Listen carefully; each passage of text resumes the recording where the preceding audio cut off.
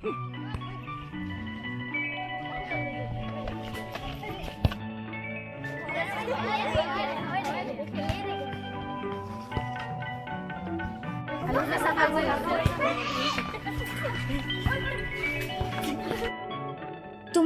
দেখোন চাফ চিকুণ নকৰি খেলিহে আছা।